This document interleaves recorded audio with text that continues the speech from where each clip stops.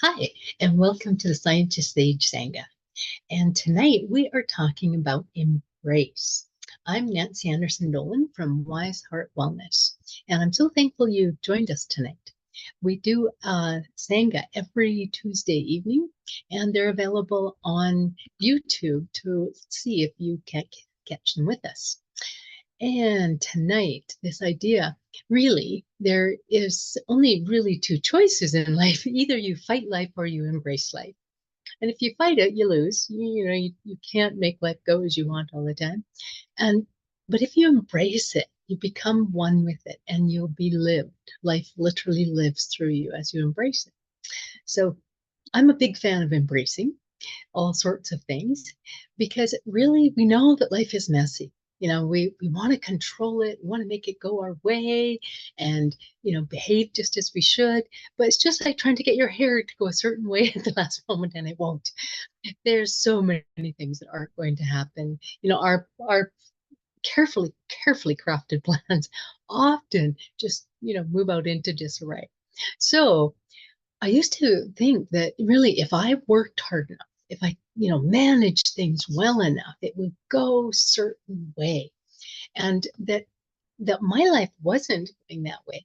It sort of pointed to some, you know, default problem with me. And so I would try more and more again, but it didn't ever work out that well. And then, I really got it. A friend came over and to visit my house for the first time, and we had small children at that time. And I said, yeah, forgive my house. She says, hmm, just looks lived in to me. I'm like, wait a minute, that's true. That chaos is that I'm having this life. And that has had to be the way I lived in my life. It really was just showing up for what was going on at the moment. And that showing up is half the battle. If we get caught up in having it being perfect, we kind of miss out on a lot of things in life. So that idea is not the quest for perfection, but embracing the mess that it is and finding that grace in all of those things. We often feel utterly overwhelmed, and that's what it is. And maybe we need to feel overwhelmed to really understand this, that just embracing what is the best way to go about it, not trying to do 4,000 things that will make it be different. And that idea is, that's hard for us to accept because we want, think we live in a world that says there is a right way to do it. And we think that there is a right way if we could just figure it out and work hard enough or get the right things in place, it would go in the way that we thought it should, which of course isn't true, but that doesn't stop our culture from promoting it. But in my personal case, my attention problems were my biggest and best teacher about just embracing life as it is, because I literally cannot create and live life like I see other people doing, or as it's promoted that they're doing it on media and things like that. And if I don't worry about that, I have a wonderful time.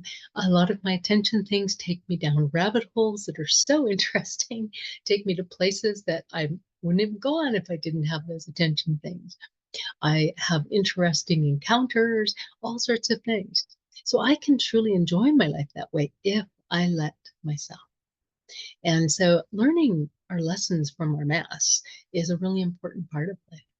And even allowing that for the people around us as well, for our children, for our spouses, for our families, for our friends, and just embracing them as they are as well, not just ourselves in life, but that imperfection that we see it as isn't necessarily the right descriptor for that. This is just life. And it changes the way it changes. We have challenges. We have, things that we think should go a certain way, and we have been made sure that they would, and they don't. And there's all sorts of things like that. We have these ideas in our culture that, we should have it just like this.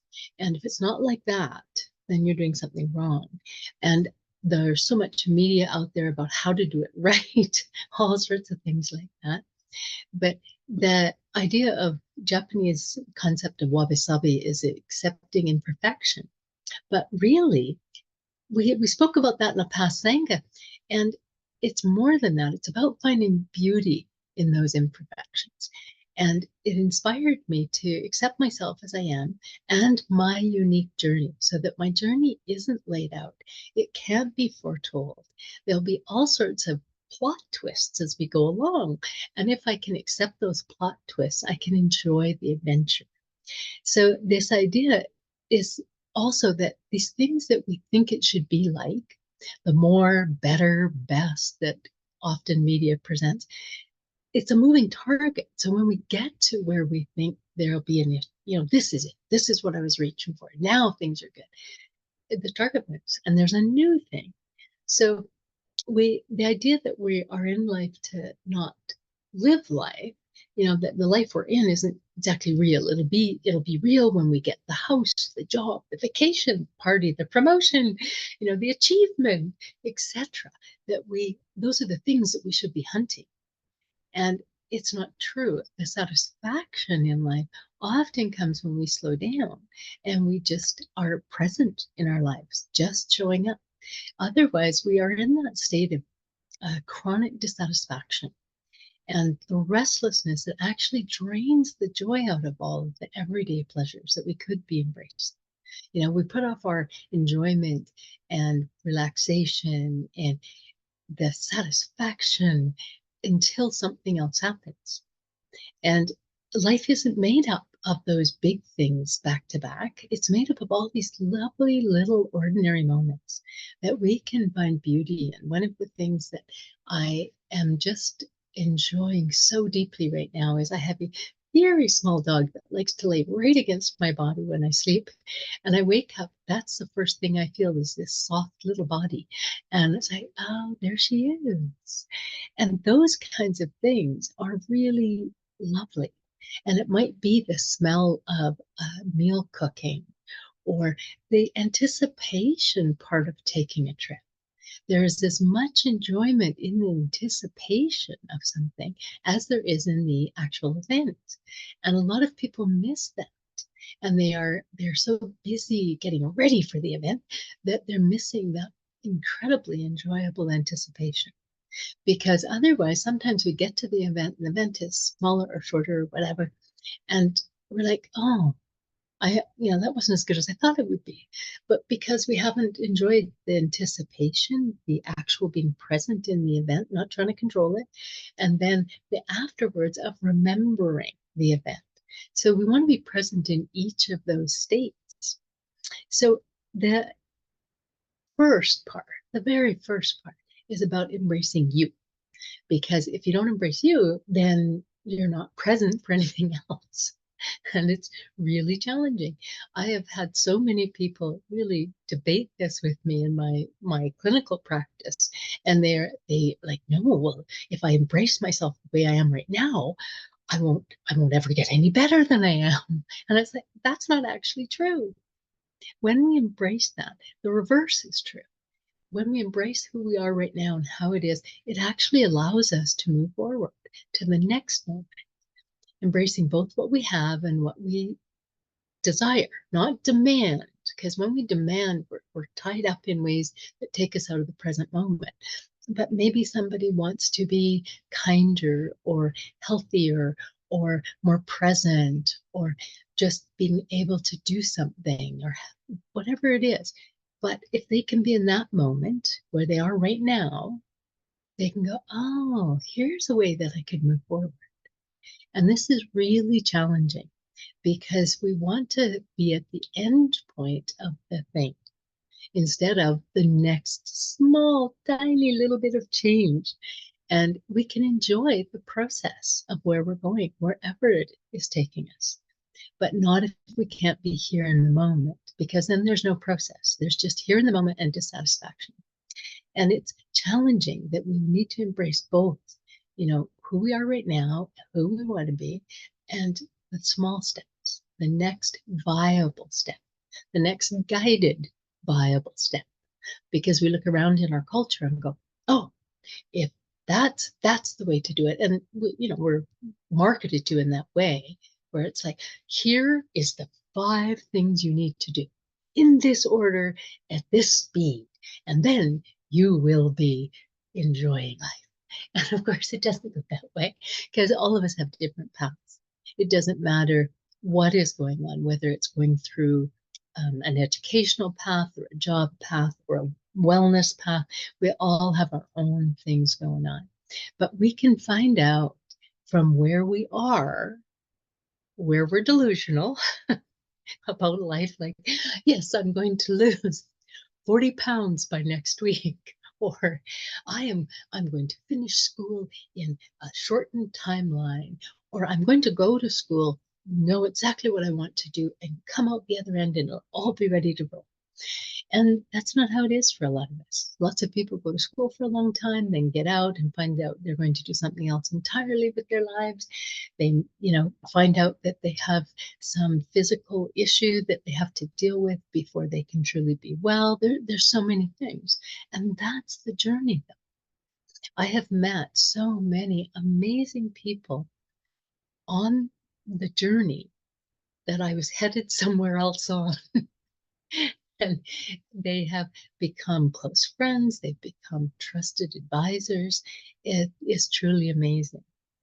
And the next part of being able to do that, we embrace ourselves, is we change that voice in our heads, because often we're our harshest critics. And we are more often telling ourselves what is not okay in our lives and about us specifically. And if we can move that, embracing ourselves with self-compassion, so embracing just what is, what size I am, how smart I am, what age I am, all sorts of things. And as I age right now, I have lots of fears about aging. And so I'm like, oh no, I don't want to have that happen. That's not going to happen to me. And writing this particular Sangha, it became very clear that I had a little work to do there with embracing whatever's coming next. And it actually can be enjoyable, whatever is coming next. And people think, but wait, what about a funeral or a death or a loss? And it's like, you can live life deeply. Embracing it deeply creates this sense of having lived well. And if I fight life, then I feel forever like I'm missing something. And so truly, truly, I have had some of the most fun times in my life when there's been unexpected circumstances, even very sad circumstances. But the people that could show up and be present together, we could experience some good things, even with difficulties. I went to see the show Come From Away recently, and I just loved it. It's the story of all the planes that got diverted to a small Canadian coastal town. And what happened there was everybody was trying to be somewhere else, clearly. But in the end, people bonded and had amazing experiences, made some lifelong friends, and it's something that they could have never had if everything went according to plan. And so this idea of just not being harsh with ourselves, not saying this is not okay, but really embracing what is happening, embracing how we are in what is happening. If I am anxious and resisting, I can embrace myself while I'm anxious and resisting, and it starts to calm down. If I fight my anxiety, it escalates. This is a basic tenet of therapy. You can't fight those things. You can open up to them, though, and then they move. Life flows through us if we just let it. Well, and embracing others would be the next part. And that is the next hardest part generally for people, that embracing others as they actually are. And people like, well, I can't, I'm not going to put up with this, poor treatment, or I'm not good. And it's like, that's not what we're doing. We're embracing people as they are. Had a long talk with a young person today about embracing what really is, not how we want people to be, but how they are. And when we do that well, it gives us the same result as when we embrace ourselves. It gives us that idea that, wow, maybe this person can't be honest or on time, or maybe they can't reciprocate feelings, all sorts of things like that. And so we can find those things out and we can act from there. And sometimes people have relationships that are just a little shifted with in embracing things like that. And sometimes people's hearts open up. And in that deep embrace, other people get a chance to change as well. But we can take action, learn things, experience new things every time that we embrace other people as they are, not as we want them to be. And this, again, like I say, is probably the next hardest thing. So, in all of these things we want to embrace, one of the basic tenets is to let go of control, because not embracing things is trying to control things. And letting go of control and really embracing a full surrender. Like, I'm not going to try and manipulate everything here. That's when we do get ideas. We get guidance from inside us. When we really show up to the moment, we'll feel certain things like, oh, I should go and talk to that person, or, I shouldn't be playing this sport. I don't really like it. Or this, movie isn't the kind of show I like to go to. So maybe I have to find people that like to go to the kind of movies I like to go to. And it can be really simple things like that, but it can also be jobs. There are so many clients that come to me, and as we work through what's going on in their lives and how they're feeling, they often find that they're leaving a situation. Maybe a location where they live, maybe a job that they have, maybe it's sitting into the fact that they had a desire that's been pushing them, but they've just put it aside. They haven't embraced it. So lots of things change when we embrace things and just surrender. Like, we don't know how it's going to go. Maybe there is something I want to do. I don't know how I'm going to make it happen. Maybe there's something I need to step away from. I don't know how I'm going to make that happen. But just what is. Because if we're trying to control everything, we're actually too exhausted to enjoy anything. And that we don't learn things. We don't learn about the flow. We don't see what's there. We just keep going and focusing and trying to hold on to things as we want them. And especially when something unexpected happens. I talk about the fastest embracer has the most opportunity for evolution and enjoyment. Because when people don't do that, my partner is great at this. If somebody says at the airport, is there anyone that'd be willing to take the next flight or another chance at, airfare, free airfare somewhere? My partner is right up there first and takes advantage of that possible change. So those kinds of things, there's always an opportunity with things that we are not thinking should go the way that they're going. But what about some practical tips here first? The practical kinds of things are the practice of mindfulness is the very first one, I would say. And mindfulness and, not necessarily sitting still and what do I hear? What do I see? That's useful. But often when we get quiet and just pay attention to what is going on in our mind, maybe not in the front, but at the back, what's going on right now? What am I embracing? What am I resisting? Those two questions can be totally transformational. When I am resisting, say, my dog that was sick, it was really, really hard because I didn't want to deal with it, but I knew it was nagging and I didn't want to deal with it. I knew it was nagging. That takes a lot of energy out of our lives. And if we can move forward to that, we can go forward. I know for myself in my early days of looking for wellness, I really, really understood finally that I couldn't do things on my own. I had to go and get some help. I had to get some help for physical issues that were going on with me. I had to get some help for mental issues that were going on with me. I had to get some help for the attention issues. And when I got help for all those things, the most amazing things happened. And that is the next move for us, is sitting still and like, where am I resisting things? Where am I not embracing myself? Where am I wanting someone else to be different? So just sitting still and being mindful in that way is a really good start. And I really put this in all the time. You can start to be mindful without taking any action.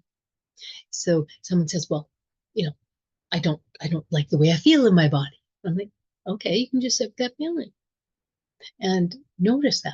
And then you get to not notice it. And then you get to come back and notice it again. And I guarantee you, as you come and go, you'll notice that there might be an idea about something to do. Our bodies are amazing for this. Often in a room of people I'm working with, I'll say, take a few breaths and just notice if your body wants to move in some way. And some people will take off their sweater or take off their shoes or shift in their seat or move their chair somewhere else or want to sit on the floor. Their bodies tell them. And if we embrace that information that's coming from inside, we have a life that is much more comfortable and guided. I'm sure none of you have had this happen, but I have gone off in a few missions with some ideas in my mind that I probably shouldn't be doing that. And it turned out to be true. The things that I went out and this was a good idea, I'm sure of it, but had a little niggling idea in my mind.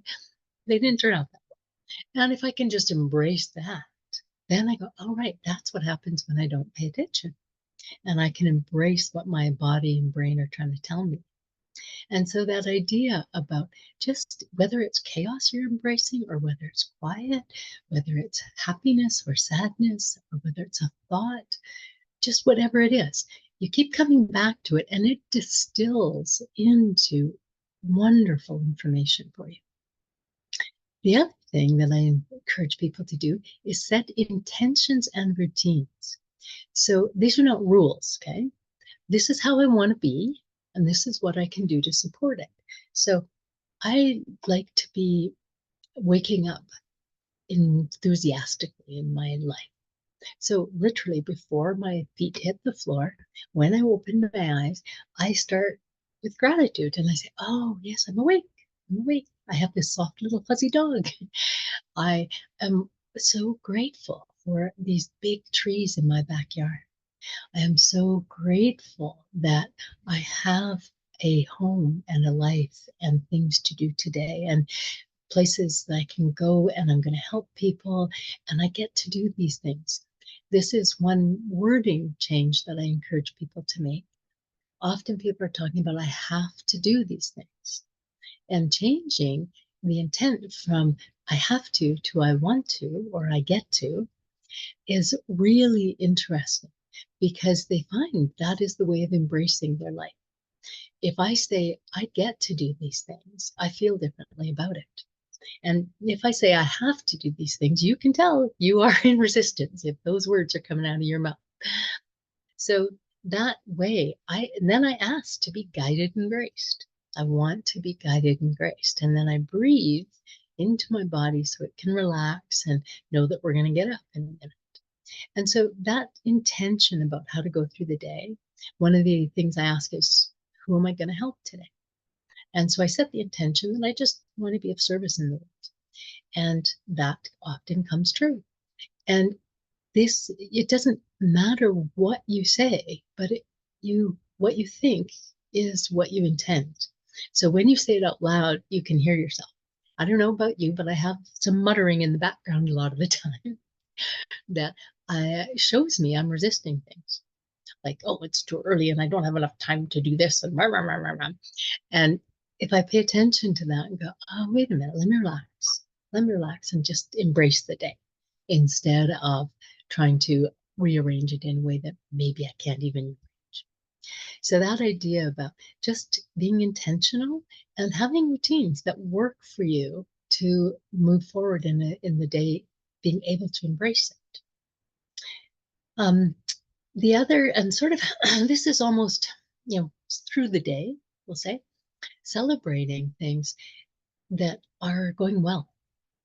And so when I celebrate those things that are going well, whether it's a surprise, not what I'd planned, or something I had planned that goes through, then I reaffirm that I am embracing what's going on in my life by celebrating it and acknowledging it. Those things are really important. especially if I'm moving forward to something like if I want to be more well, or if I want to have a better relationship, or if I want to clean my house or declutter, or get my dogs walked, whatever it is. But saying, look at me, I got out there and got the dogs walked, or I decluttered that drawer today, or look at me, I'm out of bed. All sorts of things like that. When I was struggling with depression, that was one of the things that was immensely helpful. If my feet were on the floor and I was standing up, that was a big win. And as I went through life like that, I started to accumulate that practice. So it was like having a cheering section for everything that I did. And I really highly recommend it, because it is this full embrace of life as I'm living it today, not as it's perfectly unfolded. Um, the idea that I suggest too is to end the day in the same kind of conscious way. Where was I absent? Where was I present? Where was I really embracing things? Where was I resisting things? And that idea about I can actually like say no to someone's request, those kinds of things. If I said yes when I really wanted to say no, that's a resistance. And I need to find out those things. If I just routinely say yes to everything, I'm not going to have a life that's going to unfold with grace. It literally is, okay, how do I feel about this? I embrace my feeling at the moment, and I might say yes, absolutely enthusiastically, or I might say I'm not sure, or I might say no, I don't think that's for me. But so many people don't have those three options. So many people are afraid to say yes or no, are afraid to take time to consider it, things like that. Fear of missing out is a real thing that dogs a lot of people. So that idea to just, take your time, embrace the decisions. So then the last things I just talk about a bit is that whatever we embrace, that the messiness, that's truly who we are too. Nobody, can just have this perfect life. Nobody has that. For a long time in my life, I believed that those other people had these perfect lives. But when we embrace the reality that nobody has a perfect life, different people have different paths. If I embrace my path through this world this time, then I start to enjoy life a little more and relax a little more and savor it, where we wouldn't be able to do that. We're too busy fighting change when maybe change is just what we need. We might not know that, but maybe just what we need. Literally, the idea of controlling every little thing in life can indicate that we're having a life less than fully lived. That's an interesting thought for a lot of people to ponder. So I'll encourage you to show up, do your best, and trust that that's what is okay. That's what's good. And it'll bring you good things. So I'm not going to finish with the meditation today because we went a little bit longer. I would encourage you to go out and check out those lists, what you're resisting, what you're not, and what you might be guided to do instead. Thanks again for joining me, the Scientist Sage Sangha. And again, you can see these replays on YouTube at the Scientist Sage channel. Thanks for showing up. Good night. You are with me. I am with you. Blessed be.